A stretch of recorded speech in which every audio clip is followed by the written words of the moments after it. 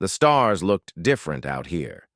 Commander Vexthor had seen 1,000 systems in his 30 years of service, but this region of space felt wrong.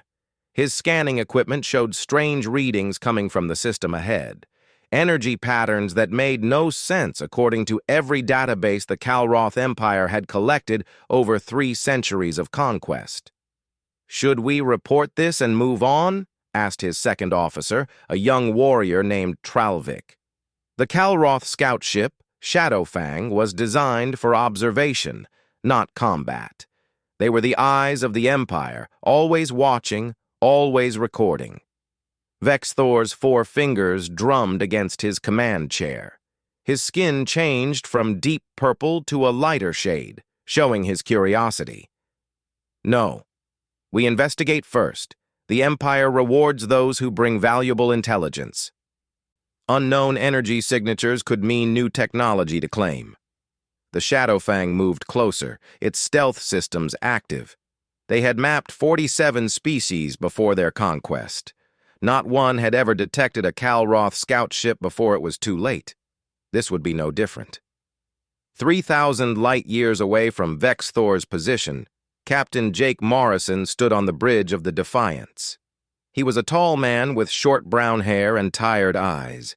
He had been in space for 6 months now, leading humanity's first deep exploration fleet beyond the outer colonies. 12 ships traveled together, each one carrying humanity's hope for a better future among the stars. "Captain, the quantum drives are showing stable readings across all vessels," said Commander Amy Preston. She was Jake's second in command. A sharp woman who had spent 15 years in Earth's Space Navy. Her red hair was pulled back in a tight bun, regulation style. Jake nodded. "Good. How much longer until we reach the rendezvous point?" 4 hours at current speed," Amy replied. The quantum drives were humanity's greatest achievement and biggest mystery. Engineers had found an ancient artifact buried on Mars 5 years ago. It contained technology that humans barely understood. They had managed to copy some of it, creating drives that bent space in ways that shouldn't be possible. It let their ships travel faster than light, but no one really knew how it worked. Chief Engineer Ben Carter was in the engine room of the Defiance, watching the quantum core with worried eyes. He was a heavy-set man with graying hair and hands that were always covered in grease. Ben had built half the experimental systems on this ship, but the quantum drive scared him. It did things that broke the rules of physics as he understood them. "The core temperature is rising again," said his assistant, a young woman named Kelly who had just graduated from the academy. Ben checked the readings. "It's still within safety limits. Barely. This thing has a mind of its own sometimes. Keep monitoring it." Back on the bridge, Lieutenant Ryan Hughes sat at the tactical station. He was a former Marine, built like a tank with a square jaw and serious expression. Ryan didn't trust the emptiness of space. Too many places for enemies to hide. "Commander Preston, I'm picking up some unusual background radiation," Ryan said. "Could be nothing, but it's creating small distortions on our long-range sensors." Amy walked over to his station. "Show me." Ryan pulled up the data on his screen. "See these fluctuations? They're too regular to be natural. Almost like something is creating interference." Jake overheard the conversation and joined them. "Could it be one of our other ships?" "No, sir. I've already checked. All our vessels are accounted for, and their positions don't match this signature." Jake felt a cold feeling in his stomach. "Yellow alert. Shields up. Have all ships in the fleet go to alert status but maintain current course and speed. Let's not panic over shadows." The Defiance hummed as its defensive systems activated. The other 11 ships in the fleet followed suit. Aboard each vessel, crews moved to their stations with practiced efficiency. Dr. Kate Sullivan was in the science lab when the alert came through. She was a slim woman in her 40s with glasses that she insisted on wearing even though laser surgery could fix her eyes. Kate was humanity's top xenobiologist, even though she had never seen an actual alien.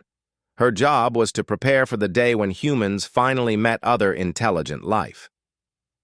"This is probably another drill," said her assistant, a nervous young man named Chris. Kate wasn't so sure. "Maybe, but get the first contact protocols ready anyway, just in case." On the Shadowfang, Vexthor had moved within scanning range of the human fleet. His eyes widened as he saw the readings. 12 ships traveling in formation. Primitive design, but they have faster-than-light capability. How is that possible? Tralvik studied the data. "Commander, according to our sensors, this species shouldn't have achieved interstellar travel for at least another 1,000 years based on their technological development level, yet here they are." "Scan them," Vexthor ordered. "Deep spectrum analysis. I want to know everything about these vessels and their capabilities. The Empire will want to know about this species." The Kalroth scanning beam, invisible to primitive sensors, reached out toward the human fleet. It was a routine procedure, something Vexthor had done hundreds of times before. He had no way of knowing that this scan would change everything. In the engine room of the Defiance, Ben Carter jumped as alarms suddenly started blaring. The quantum core was lighting up like a festival display, energy readings climbing rapidly. "What the hell?" Ben shouted. "Kelly, get me a damage report! Why is the core reacting like this?" Kelly's fingers flew over her console. "I don't know. There's no malfunction. It's like something is exciting the quantum field. The core is resonating at frequencies I've never seen before."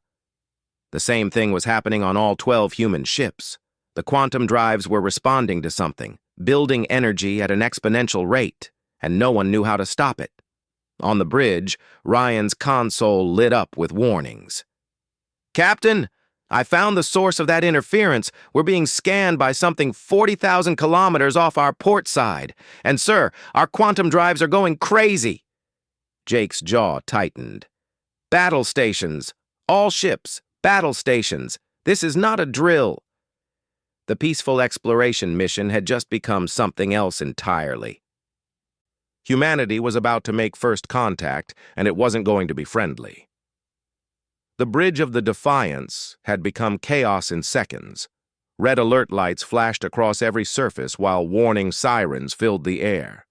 Jake stood at the center of it all, his mind racing through options he had never trained for. First contact protocols assumed peaceful meetings or at least time to prepare. This was neither. "Ryan, can you identify what's scanning us?" Jake demanded. Ryan's hands moved across his tactical console with desperate speed. "Negative, Captain. The signature doesn't match anything in our database. The scan is incredibly sophisticated, way beyond anything Earth has developed. Whatever is out there is using technology we can't even classify." Amy moved to stand beside Jake. "Orders?" "Captain?" Jake's mind worked through the possibilities. They were explorers, not warriors. The Defiance had weapons, but they were designed to deal with pirates or small threats. If this was a hostile alien force with superior technology, they might not stand a chance in a fight. "Open a channel on all frequencies," Jake said. "Broadcast in every language and mathematical sequence we have. Let them know we come in peace." Communications Officer Lisa Grant, a young woman with dark skin and quick fingers, worked her station. "Broadcasting now, Captain. All frequencies, all known peaceful greeting protocols." In the engine room, Ben Carter was fighting a losing battle with the quantum core. The ancient technology was responding to the alien scan in ways that made no sense. Energy readings continued to climb, and every attempt to shut down the core failed. Safety systems that should have kicked in weren't responding. "Ben, what's happening down there?" Jake's voice came through the communication system. "Captain, the quantum drives are building to overload," Ben shouted over the noise of screaming alarms. "It's like they're resonating with the scanning beam. The energy is feeding back on itself, getting stronger with each cycle. I've never seen anything like this. Can you shut it down?" "I'm trying. Nothing is responding. It's like the drive has locked us out of the controls." Ben's voice carried real fear now. He had worked with dangerous systems his whole life. But this was different. This was technology humanity had stolen from an ancient race they didn't understand, and now it was beyond their control. Kelly called out from her station. "Ben, the other ships are reporting the same problem. All 12 vessels have quantum cores going critical." On the Shadow Fang, Vex Thor watched his instruments with growing alarm. The primitive human ships were generating a feedback pulse that was climbing to incredible levels. His scanning equipment registered energy signatures that shouldn't be possible from such basic vessels. "Commander, we need to cut the scanning beam," Tralovik said, his skin turning white with fear.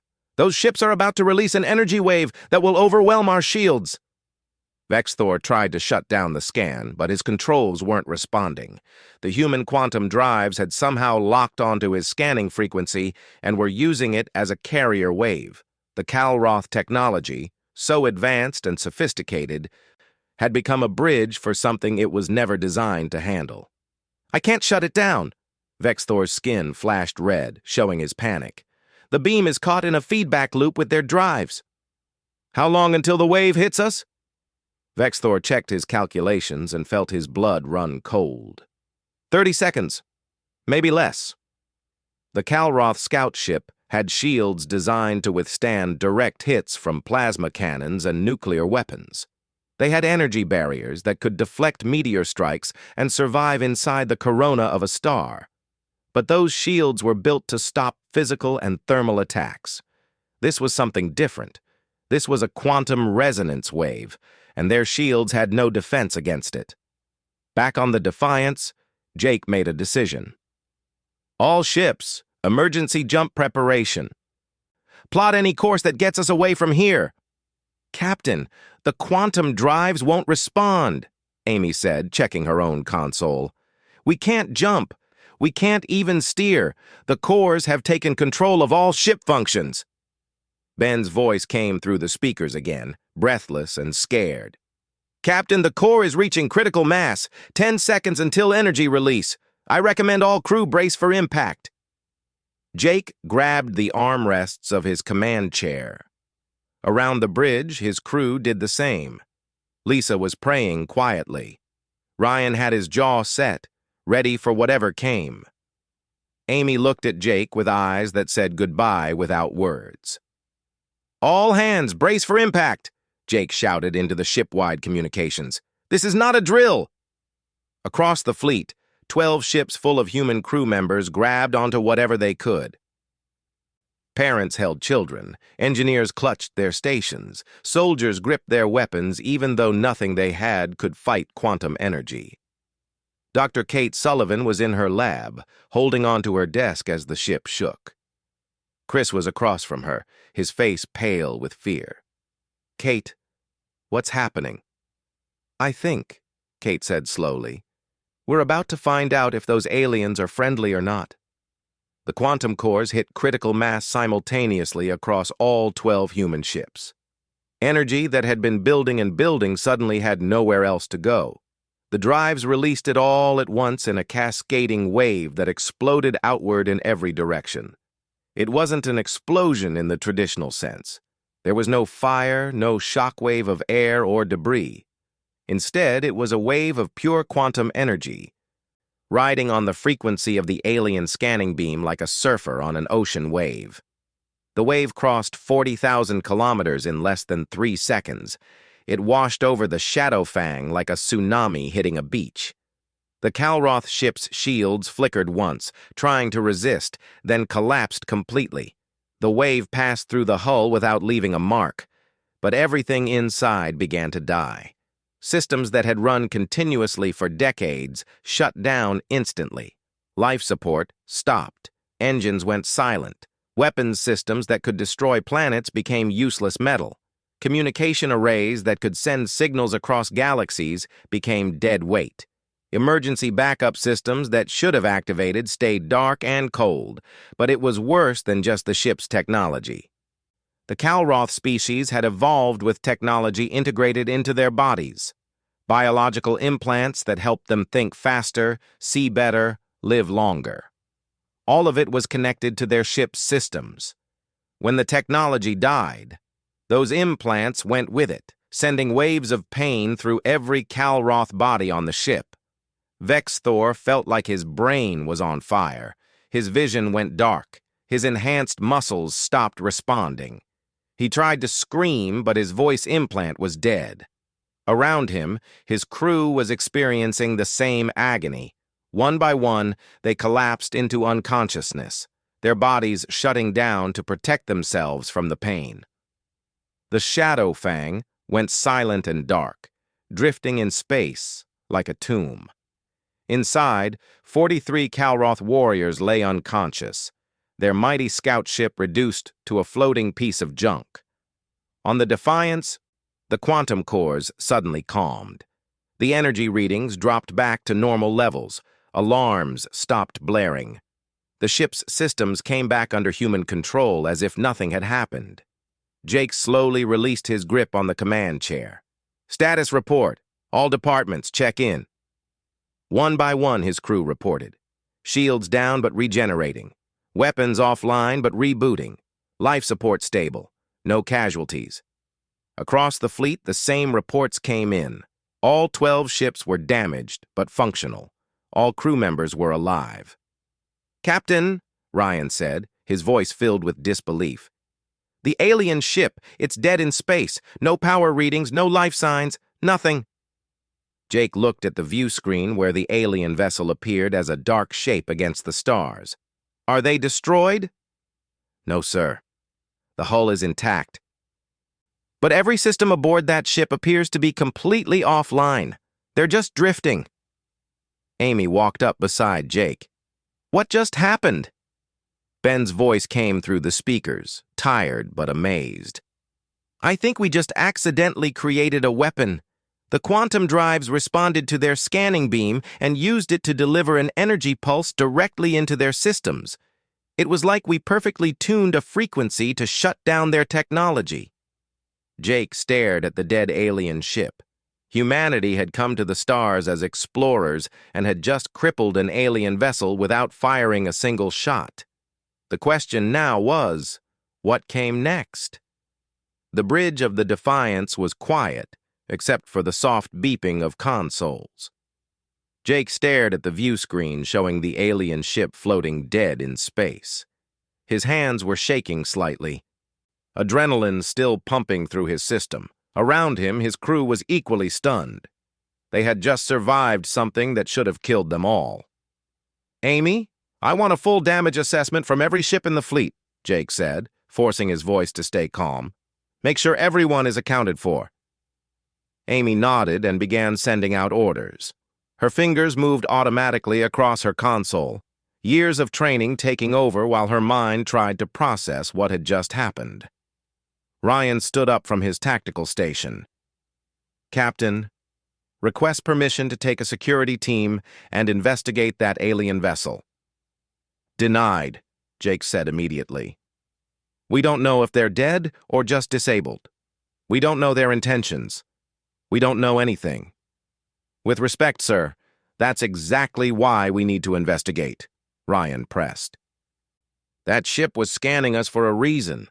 They might have been preparing to attack. We need to know what we're dealing with." Jake considered this. Ryan was right. They couldn't just sit here staring at the alien ship. But sending people over there was dangerous. If the aliens recovered and decided to fight, his people could be trapped. Dr. Kate Sullivan's voice came through the communications system. "Captain, this is Sullivan. I'd like to volunteer to join any boarding party. We need to understand these aliens, their biology, their culture, their intentions. This could be humanity's first real contact with intelligent alien life." "Kate, it's too dangerous," Jake replied. "Everything worth doing is dangerous, Captain. Besides, if they wake up, having a scientist there who wants to talk might be better than having only soldiers who are ready to shoot." Jake couldn't argue with that logic. "Fine. Ryan, put together a small team. No more than 6 people, including yourself and Dr. Sullivan. Take Shuttle 2, stay in constant communication. If anything goes wrong, you get out of there immediately, understood?" Yes, sir, Ryan said. Amy pulled Jake aside as Ryan and Kate left the bridge. Are you sure about this? No, Jake admitted. But we can't run away. We're 3,000 light years from Earth. Whatever happens out here, we have to deal with it ourselves. No one is coming to help us. Amy squeezed his shoulder. You're doing fine. We're all still alive. That's what matters. Down in engineering, Ben was still trying to understand what had happened to the quantum drives. The cores were stable now, functioning normally as if the last few minutes had never occurred. But the readings he had recorded showed energy levels that should have destroyed the ships. Instead, all that power had been channeled outward in a focused wave. Kelly was helping him analyze the data. Ben, look at this. The quantum field didn't just release energy randomly. It specifically targeted the frequency of the alien scanning beam. It's like the drives knew exactly what to do. That's impossible, Ben said. These drives are tools, not intelligent systems. They can't know anything. Then how do you explain what just happened? Ben didn't have an answer. The more he studied the quantum technology, the less he understood it. Humanity had found something beyond their comprehension and was using it without really knowing what it could do. That scared him more than the alien ship. Ryan's shuttle left the Defiance and headed toward the alien vessel. Besides Ryan and Kate, the team included 4 Marines. Carl, a stocky man with a scar on his face, Nina, a sniper with sharp eyes, Pete, a demolitions expert who could break through any door, and Sophie, a medic who had seen combat on the Mars colonies. Remember, we're not here to start a war, Ryan said as they approached the alien ship. We observe, we gather information, and we leave. Kate is in charge of any communication attempts. Everyone else follows my orders for security, clear? The team nodded. They were professionals, trained for situations like this, even though none of them had ever expected to actually encounter aliens. The alien ship was massive up close. It was at least 3 times the size of the Defiance, built with dark metal that seemed to absorb light. The design was aggressive, all sharp angles and weapon ports. This was not a peaceful exploration vessel. This was a warship. I'm picking up faint life signs inside, Pete said, checking his scanner. Multiple contacts, but they're weak. Whatever hit them knocked them out cold. Any active systems? Ryan asked. Nothing. The ship is completely dead. Even their emergency backup power is offline. They found a breach in the alien hull where the ship's armor had been damaged, probably from a micrometeorite strike. The shuttle docked there, and the team entered carefully, weapons ready, lights cutting through the darkness inside. The interior of the ship was strange. The corridors were too tall for humans, built for beings that must have been at least 7 feet high. The walls were covered in symbols that might have been writing or might have been decorative. Everything was dark and silent. They found the first alien in a corridor near what looked like engineering. It was lying on the floor, unconscious but breathing. The creature had 4 arms, purple skin, and a face that was almost human-like, but not quite. Its eyes were closed, showing no sign of awareness. Kate knelt beside it carefully, her scientific curiosity overcoming her fear. Incredible. Look at these markings on its skin. They're changing color slowly like a mood indicator. And these ports along its spine, they look like connection points for technology. This species integrates machines into their bodies. Is it dangerous? Ryan asked, his weapon still pointed at the alien. Right now? No. It's deeply unconscious. But when it wakes up, we have no idea what it might do. They moved deeper into the ship, finding more unconscious aliens. All of them showed the same signs, bodies shut down, technology implants dark and lifeless. The team reached what appeared to be the bridge, a large circular room with stations arranged around a central command chair. In that chair was an alien that seemed different from the others. Its skin was marked with more elaborate patterns, and its technology implants were more extensive. This was clearly the commander. Lisa's voice came through their communications. Team, we've managed to access the alien ship's computer core. It's in a low-power state, but Captain Morrison wants to know if you can pull any data from it.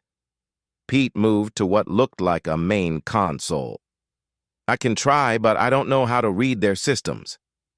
We're sending you an interface program, Lisa replied. It's basic, but it should let you copy their database without understanding it. We'll analyze it back on the Defiance. While Pete worked on the data extraction, Kate examined the unconscious commander more closely. She noticed something disturbing. Ryan, look at this. These implants aren't just enhancements. They're integrated into its brain, its nervous system, its major organs. When the technology shut down, it must have caused incredible pain.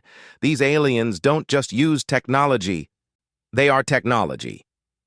Which means when we hit them with that quantum wave, we didn't just disable their ship, Ryan said quietly. We disabled their bodies, too. Exactly. They're alive, but barely. Their bodies are in shock, protecting themselves by shutting down non-essential functions. Sophie, the medic, checked the commander's vital signs with her scanner. Pulse is weak but steady.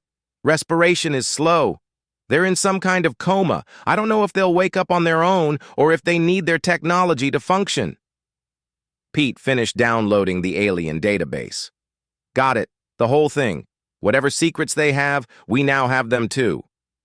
Good, Ryan said. Let's get back to the shuttle. I want to be off this ship before these things wake up. As they were leaving, the alien commander stirred slightly. Its skin flashed red for a moment, and one of its 4 hands twitched. The team froze, weapons raised. But the alien didn't wake up. It settled back into unconsciousness, whatever dream or nightmare it was, experiencing pulling it back down. Back on the Defiance, Lisa worked with a team of programmers to crack the alien database. It took hours, but eventually they broke through the encryption. What they found made everyone on the bridge go silent. Captain, Lisa said, her voice shaking slightly. You need to see this. Jake walked over to her station. On her screen were images and data files showing system after system, alien species of all types, and beside each one was a date and a status. Conquered. They're not explorers, Lisa said. They're scouts for an empire.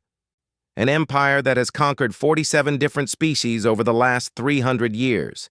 And sir, based on their navigation data, they were surveying our region of space. We're next on their list. Jake felt his stomach drop. Humanity had just accidentally crippled a scout ship from an empire that had conquered nearly 50 civilizations. An empire that now knew Earth existed. Get me all the senior officers, Jake said quietly. Conference room, now. We need to decide what we're going to do about this. The conference room aboard the Defiance was crowded. Jake sat at the head of the table with his senior officers around him. Amy was on his right, Ben on his left. Ryan stood near the wall, still in his combat gear from the boarding mission. Kate sat across from Jake, her tablet showing notes about the alien biology. Lisa was there too, with data files from the alien database ready to present. Let's start with what we know, Jake said. Lisa, give us the summary of what you found in their computer. Lisa activated the wall display. Images of alien worlds appeared, each one marked with dates and status reports. The species that scanned us are called the Calroth. They're from a star system about 1,500 light-years from here. 300 years ago, they developed faster-than-light travel and immediately began conquering other species. She pulled up a map showing the Calroth Empire's expansion. They've conquered 47 different civilizations. Some fought back, some surrendered peacefully. It didn't matter. All of them are now part of the Empire, their planets colonized, their people enslaved or eliminated. How do they fight? Ryan asked.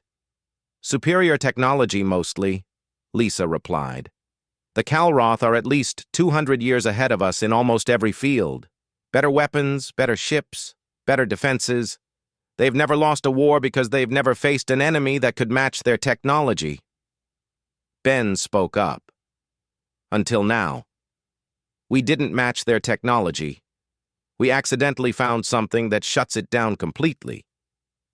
Accidentally is the key word, Jake said. We have no idea how to do it again deliberately.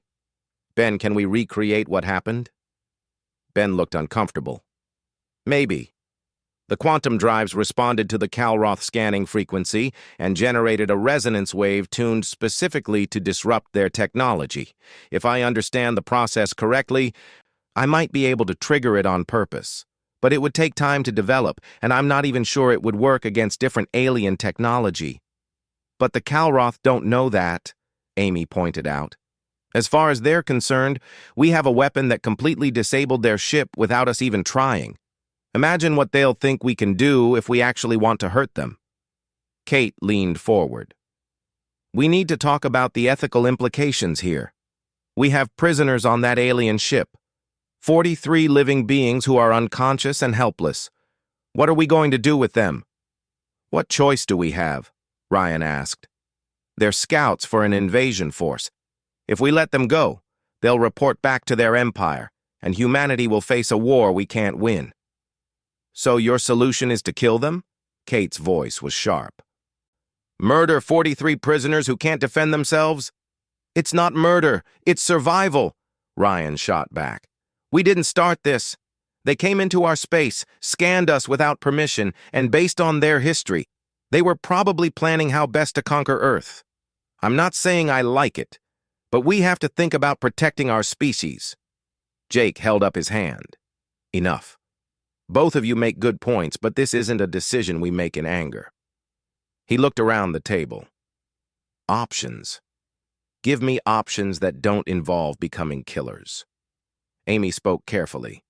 We could repair their ship enough to let them return to their space. Send them back with a message that Earth is defended and any attack will be met with the same technology that disabled them. That shows weakness, Ryan argued. It tells them we're not willing to follow through on threats. Or it shows strength, Kate countered. It shows we're powerful enough to let them live. That we choose mercy even when we don't have to. That might make them think twice before attacking. Ben had been quiet, thinking. There's another factor to consider. That quantum pulse we generated used up massive amounts of energy. We'd need to be at full power and have time to charge the drives to do it again. It's not something we can just fire off repeatedly in a battle. If the Calroth come at us with a fleet, we might be able to hit 1 or 2 ships before they destroy us. So we have a weapon that works once, maybe twice, and then we're defenseless, Jake said. That's not a strong position to negotiate from. Lisa pulled up more data. Actually, Captain, the Calroth might not know that. Look at their technical analysis of our fleet from before the incident. They rated us as primitive, barely capable of interstellar travel. They thought we were easy targets. After what just happened, they'll have to reconsider everything they thought they knew about humanity. Fear, Amy said quietly. We make them afraid. We demonstrate that we can destroy their technology at will, and we send them home with that fear. Let them tell their empire that humanity is too dangerous to attack. Jake stood and walked to the window, looking out at the stars. Somewhere out there was Earth, where billions of humans lived their lives with no idea that alien invaders existed. Those people were counting on him to make the right decision, even though they didn't know it. We repair their ship, Jake decided. We wake up their commander, and we have a conversation. Then we show them exactly what we can do, and we send them home with a warning. If they come back, we won't be so merciful next time. Ryan looked like he wanted to argue, but stayed silent. Kate nodded approvingly. Ben started making notes about what it would take to repair the alien ship's systems. 2 days later, the Calroth commander woke up in a cell aboard the Defiance. Vex Thor's 4 eyes opened slowly, his vision blurry. Pain pulsed through his body where his implants had shut down. He tried to move and found that his limbs were weak, barely responding. The cell was small and clearly designed for species with only 2 arms. The walls were white metal, clean and stark. There was a force field across the front, humming with energy. Beyond it, he could see a corridor and guards, creatures with only 2 arms and 2 legs, pale skin and short bodies. Humans. The species his ship had been scouting. The species that should have been primitive and helpless. The force field deactivated, and one of the humans entered. This one was tall for its species, with brown hair and tired eyes. It wore a uniform with symbols that probably indicated rank. Behind it stood 2 more humans with weapons pointed at Vexthor. "I'm Captain Jake Morrison of the human vessel Defiance," the human said. A small device on its chest translated the words into Calroth language. "You were scanning my fleet without permission. Your ship's systems experienced a catastrophic failure. We rescued you and your crew. Do you understand?" Vexthor tried to speak, but his voice implant was still offline. He managed to make rough sounds in his natural language, clicking and whistling tones that the translator struggled to process. "He says he understands," the translator finally reported. "He wants to know why we didn't kill him." Jake pulled up a chair and sat down, making himself eye level with the alien. "Because we're not like you. We found your database, Commander. We know what the Calroth Empire does. We know about the 47 species you've conquered. We know you were scouting us for invasion." Vexthor's skin flashed red with anger, then settled to purple. His natural voice clicked out more words. "He says conquest is the Calroth way," the translator reported. "The strong survive, the weak serve. This is how the universe works." "Not anymore," Jake said firmly. "You came here with superior technology, planning to add humanity to your list of victims. But something happened that you didn't expect. Your superior technology became your weakness. One scan of our ships and your entire vessel went dead. Every system offline. Your crew unconscious, helpless." Vexthor's skin went pale, showing fear. He remembered the moment before the darkness, the impossible energy readings from the primitive human ships. "We didn't fire a weapon," Jake continued. "We didn't attack you. Your own scan triggered a reaction from our quantum drives that shut down everything on your ship. We barely understand how it happened ourselves. But here's what you need to understand, Commander. It happened once, it can happen again, and next time, it won't be an accident." Jake stood up. "We're going to repair your ship. We're going to wake up your crew. And you're going to return to your empire with a message. Earth is off limits.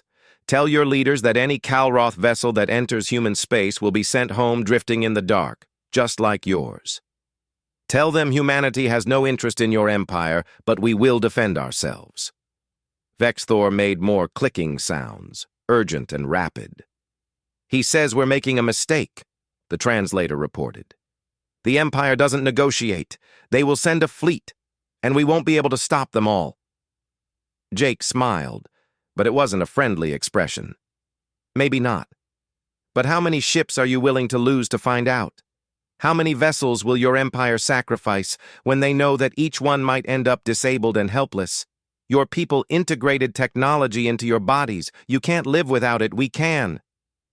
That makes us more dangerous than you thought." He walked toward the door, then stopped and looked back. "You have 3 days to get your ship functional enough to leave. Use that time to think about what happens if you come back, because next time, we won't show mercy." As Jake left, Vexthor sat alone in the cell, his skin cycling through colors showing confusion, fear, and something he had never felt before in his career as a conqueror: doubt. 3 days passed quickly. Ben and his engineering team worked around the clock to repair the Calroth ship's critical systems. It was strange work, touching technology that was centuries ahead of anything Earth had developed. The Calroth power cores were elegant and efficient, nothing like the crude fusion reactors humans used. Their computer systems operated on principles that Ben couldn't fully understand, but he didn't need to understand them completely. He just needed to get them working again at a basic level. enough for the aliens to limp home and deliver Jake's message. Kelly worked beside him inside the Shadowfang's engine room. "I can't believe we're helping them," she said quietly. "After what we learned about their empire." "Captain's orders," Ben replied, though he had his own doubts. Besides, sending them back broken and scared might do more good than leaving them dead. Dead martyrs inspire revenge. Living witnesses inspire fear. The Calroth crew had been moved to the Shadowfang under guard. They were awake now, their implants reactivated along with the ship's basic systems. But they were changed. The trauma of having their technology-dependent bodies shut down had left them cautious and frightened. They moved slowly, checking their implants constantly, as if afraid they might fail again at any moment. Vexthor stood on his bridge, watching the human engineers work on his ship's systems. It was humiliating. His vessel, the pride of the Calroth scout fleet, being repaired by primitives who shouldn't even have been capable of understanding the controls. Yet here they were, fixing systems that his own crew couldn't access because the quantum pulse had corrupted the command codes. Tralvik stood beside him, skin pale with stress. "Commander, what will we tell the Empire?"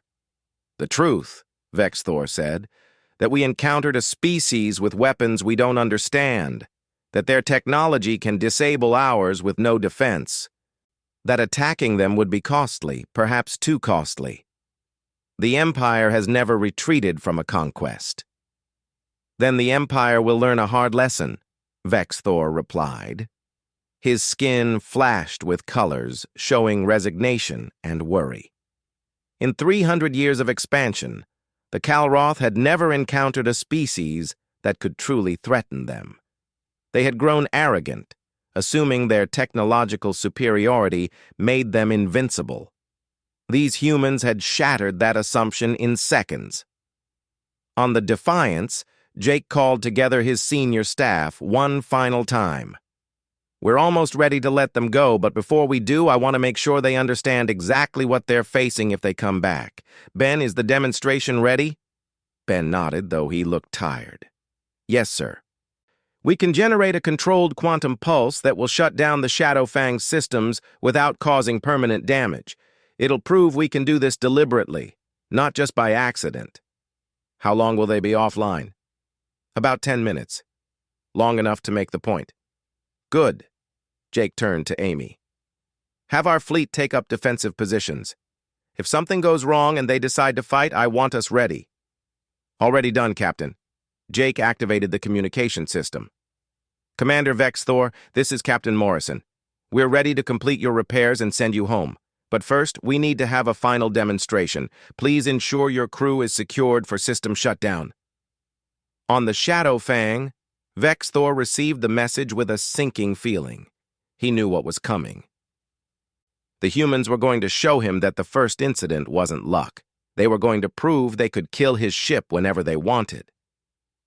"All crew, secure positions," Vexthor ordered.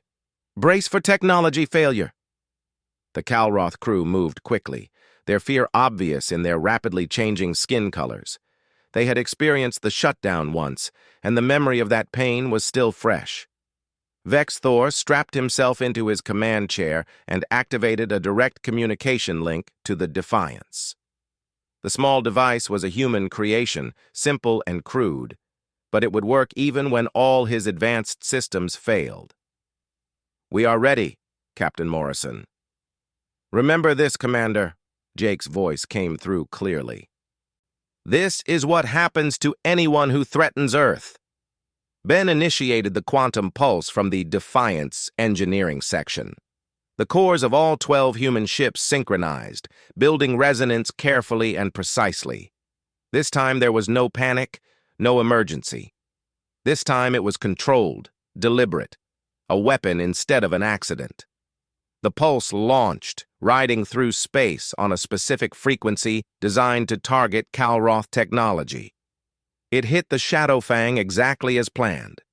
Every system aboard the alien scout ship died instantly. Lights went out. Engines stopped. Life support failed. The Calroth crew felt their implants shut down again, sending waves of pain through their bodies, but this time they were braced for it. This time, they knew it was coming. Vex Thor sat in darkness, counting seconds. His implants screamed at him, phantom signals firing randomly as they tried to reconnect to systems that weren't there. He endured it, knowing that this was a message. The humans could have kept him offline permanently. They could have left him and his crew to die in the cold of space, but they weren't. This was mercy mixed with warning. Exactly 10 minutes later, the quantum pulse faded. The Shadowfang's systems came back online in sequence, carefully reactivated by human engineering teams who had remained aboard. Light returned.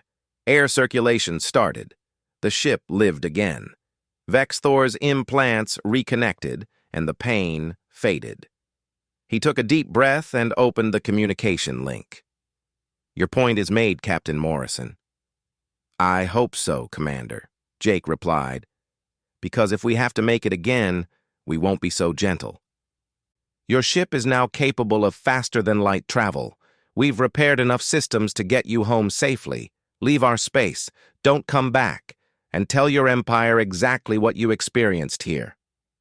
"They won't believe it," Vex Thor said. "Technology that shuts down other technology. It sounds like a primitive myth." "Then show them your logs. Show them your sensor recordings. Show them whatever evidence you need to convince them. Because, Commander, I don't want to fight your Empire. I don't want humanity to become what you are, conquering and destroying other species. But if your people force us to defend ourselves, we will. And your Empire will lose ships every time you try." Vex Thor's skin flashed with complex patterns. Respect mixed with fear, anger mixed with understanding.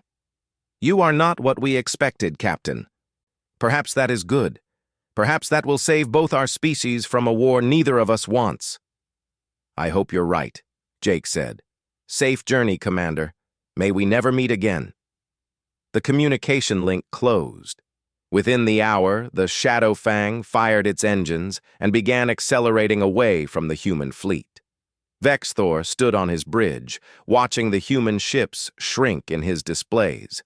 They looked so small, so primitive compared to Calroth vessels. But appearances were lies. Those small ships held power that had brought his mighty scout vessel to its knees. "Plot a course for home," Vex Thor ordered. "And prepare a full report for the Empire. They need to know what we encountered here."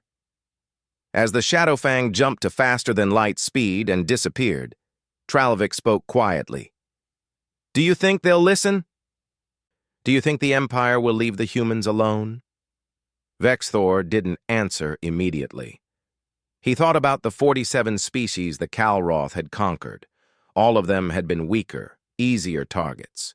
The humans were different. The humans were dangerous in ways the Empire had never faced before. "I don't know," he finally said, "but I will tell them the truth. Whether they choose to listen is beyond my control." On the Defiance, Jake watched the alien ship disappear from his sensors. The bridge crew was silent, everyone processing what they had just done. They had made first contact with an alien species, and it had been hostile. They had discovered a weapon that could save Earth or start an interstellar war. They had sent a message to an empire that had conquered 47 civilizations, telling them that number 48 would not come easily.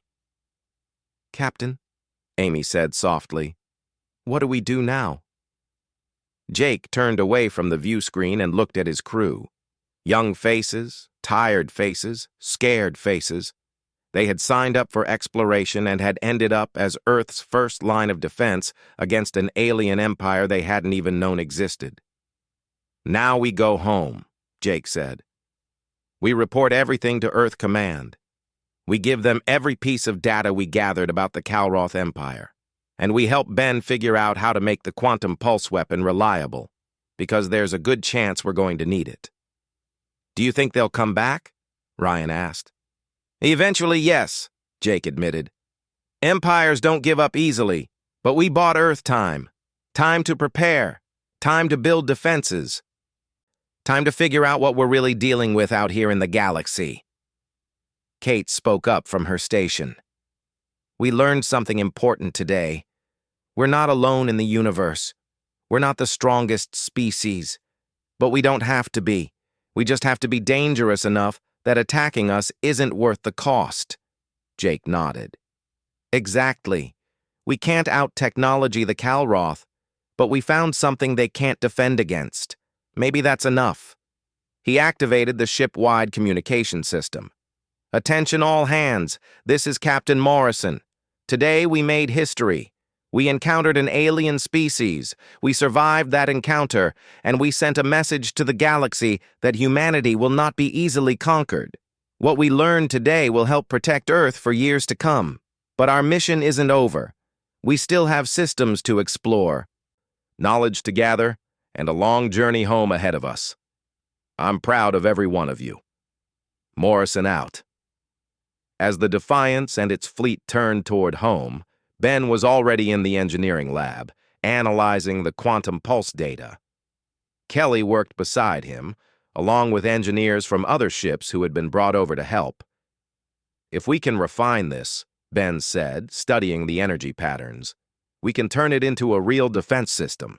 Install quantum pulse generators around Earth and the colonies. Anyone who attacks us gets shut down before they can fire a shot. But what if they adapt? Kelly asked. What if they figure out how to shield against it? Then we adapt too, Ben replied. This is just the beginning. We have their database now. We know what the Calroth technology looks like. We can learn from it, maybe even improve our own systems. We started this mission as explorers. We're ending it as engineers of Earth's defense. Weeks later, as the human fleet approached the outer colonies, they received a transmission from Earth Command. The fleet was to maintain radio silence about the alien encounter until they reached Earth. The government wanted to control how the information was released to prevent panic. Jake understood, but he also knew that the secret wouldn't last long. Too many people knew. Too many crews had seen the alien ship. The truth would come out eventually. Humanity would learn that they weren't alone, that the galaxy was dangerous, and that only luck and unknown technology had saved them from becoming Conquest number 48. But they would also learn that humanity had survived. That when faced with superior technology and a hostile empire, humans had found a way to fight back. They would learn that Earth had defenders, and those defenders had sent the enemy running. As Earth came into view on the Defiance's view screen, blue and beautiful against the black of space, Jake felt a mixture of relief and worry. They were home. They had completed their mission, but everything had changed. Humanity was no longer alone in the universe. Somewhere out there, an empire was deciding whether Earth was worth the cost of conquest. And somewhere on that blue planet below, people would soon learn that their peaceful exploration of space had just become a fight for survival. Jake stood and straightened his uniform. Amy, prepare for orbital approach. Ryan, signal Earth Command that we're requesting priority landing clearance. Ben, make sure all the quantum drive data is backed up and secured. This information is now the most valuable thing humanity has. The crew moved to execute his orders. The Defiance began its descent toward home, carrying knowledge that would change human civilization forever. In the end, they had set out to explore the unknown. They had found danger instead. But they had also found something else. They had found that humanity, despite being outmatched and outgunned, could still win by being unpredictable, by turning their weaknesses into weapons, by surviving when all logic said they should have died. The alien scouts had detected a perilous human fleet, and seconds later, their systems had collapsed. That story would be told across the galaxy now, carried by the Calroth and spreading to other species. Earth's reputation would precede them, and in the council chambers of the Calroth Empire, Vex Thor's report would be read, debated, and eventually reluctantly believed. The Empire would learn that Conquest number 48 would not be easy. Some would argue for attack anyway, confident in their superior numbers and technology. Others would counsel caution, remembering that the humans had a weapon no one understood. The debate would last months, perhaps years. But that debate was exactly what Jake had bought with his decision to show mercy. Time. Earth's most precious resource now. Time to prepare. Time to build defenses. Time to find allies in a galaxy that was more dangerous than anyone had imagined. The Defiance touched down on Earth, and Captain Jake Morrison stepped off his ship onto solid ground for the first time in months. The world felt different now. The sky looked different. Everything had changed because now humanity knew the truth. They were not alone. They were not safe. But they were not helpless either. And that would have to be enough.